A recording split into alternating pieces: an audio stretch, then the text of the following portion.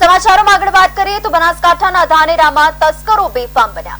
તસ્કરોએ વૃંદાવન સોસાયટીના બંધ મકાનને નિશાન બનાવ્યા। તસ્કરોએ ચાંદીના દાગીના સહિત 30,000 રોકડની ચોરી કરી અન્ય મકાનમાં ચોરીનો નિષ્ફળ પ્રયાસ કર્યો।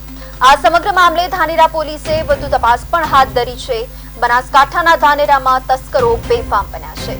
તસ્કરોએ વૃંદાવન સોસાયટીના બે બંધ મકાનને નિશાન બનાવ્યા હતા।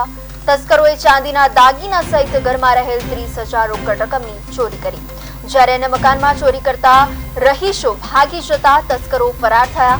આ સમગ્ર મામલે ધાનેરા પોલીસે જાણ કરતા પોલીસે તપાસનો ધમધમાટ શરૂ કર્યો।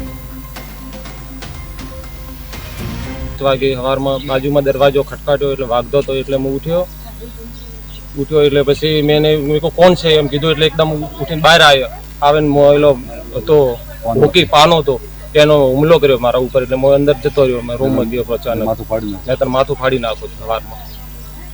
પછી બધે સોસાયટીમાં ફોન કર્યો એટલે બધા સોસાયટી વાળા ભેગા થયા।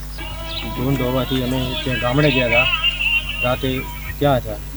રાતે અહીંયા ચોર આવ્યા, રાતે તાળા તોડ્યા। તાળા તોડીને અંદર 1.5 તોલાની ચેન, 1 તોલાની બુટ્ટી, 10 તોલાની ચાંદીની પાયલ, 30,000 રૂપિયા રોકડા અને એના પછી સામેવાળા ઈશ્વરભાઈ નાઈના ઘરે ગયા, ત્યાં તાળા તોડ્યા।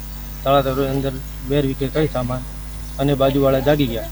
પછી ચોર ભાગી ગયા અને પાછળ પથ્થરમારો કરી ગયા। વાગે સવારમાં